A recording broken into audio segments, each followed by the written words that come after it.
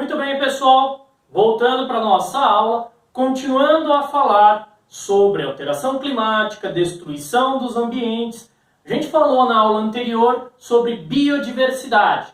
A partir de agora, vou conversar com vocês sobre a poluição e os seus poluentes. Vamos colocar na nossa luzinha. Poluição e os poluentes. Primeiro a gente tem que definir o que são poluentes e o que é poluição.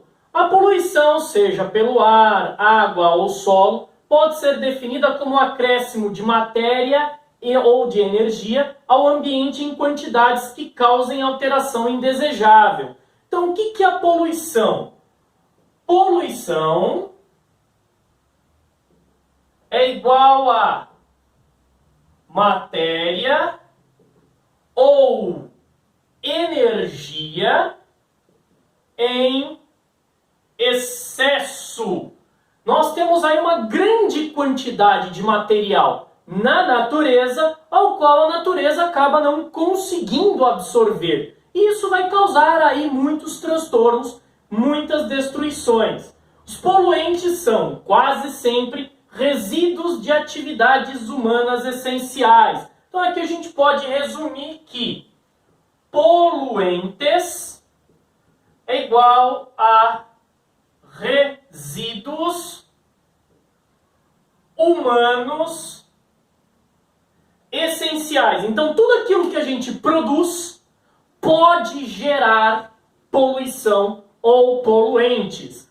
Um exemplo básico, materiais que a gente acaba descartando nos rios, uma grande parcela disso é absorvido pelos micro-organismos.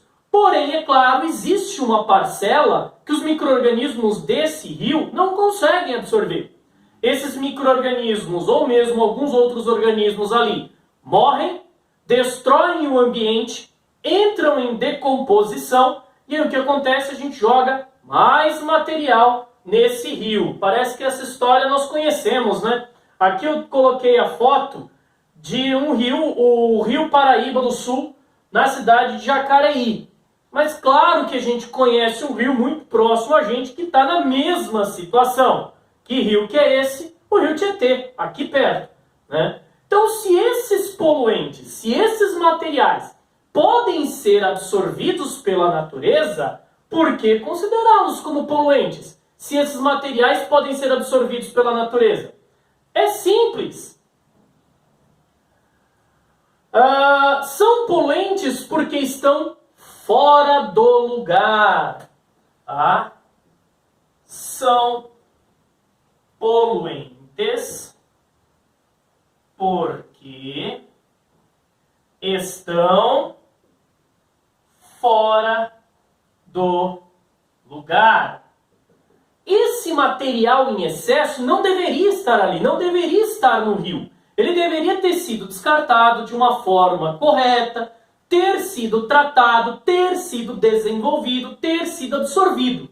Coisa que não acontece. A única coisa que a gente faz simplesmente é jogar no rio e deixa que o rio leva. Muitas embalagens que nós classificamos como descartáveis, garrafas de plástico, latas de refrigerante, por exemplo, são considerados poluentes, porque sua decomposição demora muitos anos para ocorrer. É o que nós chamamos de objetos não biodegradáveis. E já que estamos falando nessa onda aí, né, de poluentes, vamos falar principalmente aí de cada item: ar, água, solo. Vamos começar pelo ar. Muitas cidades vão apresentar uma camada de poeira que cobre essa cidade inteira, né? Há registros até que em cidades europeias a iluminação da cidade natural de dia chega a diminuir até 50%. Graças a Deus, São Paulo ainda e cidades do Brasil ainda não chegamos nesse patamar. Esperamos que não chegue, mas a gente sabe que o desenvolvimento destrutivo está levando a esse lado, né? Então, essa camada de poeira, ela pode ter milhares de poluentes. Quais são os principais? Na tabelinha eu separei alguns. Por exemplo, partículas em suspensão. Essas partículas podem ser sólidas ou líquidas que podem ficar em suspensão no ar, tá? Como poeira e fumaça.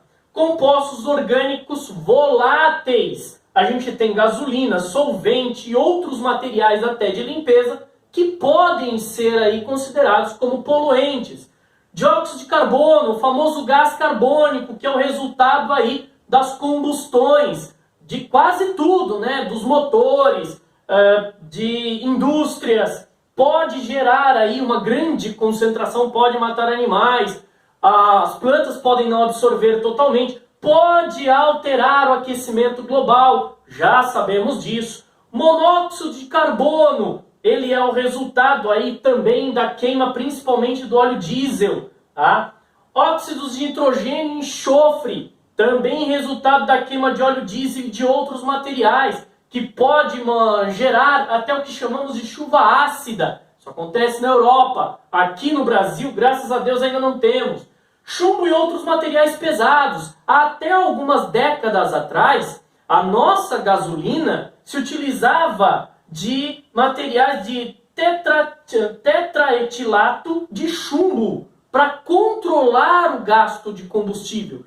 E esse chumbo ia para a suspensão, junto com mercúrio também, que tem outros materiais, como baterias recarregáveis.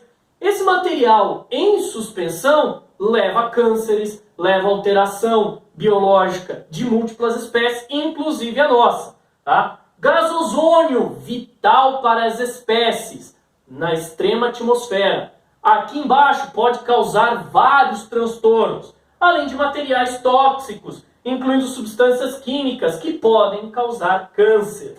Tá? Além disso, temos um mapa mundi alterado, com algumas modificações. A partir das características ou da informação que está sendo representada em um mapa mundi, ele pode se referir a situações diferentes.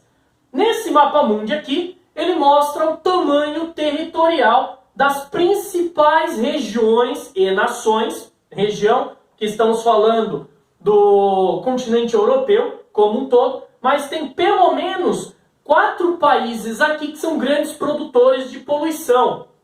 Agora, se a gente visualizar o país de acordo com a quantidade de população, você percebe que a maior concentração é na região asiática, né? Você tem entre os asiáticos uma grande quantidade de população, que às vezes, no caso, né, supera a somatória da população dos norte-americanos mais a população europeia. E agora, se a gente fizer um comparativo, na verdade, com a emissão de CO2, a situação chega a ser muito pior. A gente percebe que a China, principalmente, é responsável pela grande quantidade aí de gases que vão se desenvolver, aí vão ser lançados no ambiente. Beleza, pessoal? Mais uma aulinha pra gente. Então, até a próxima.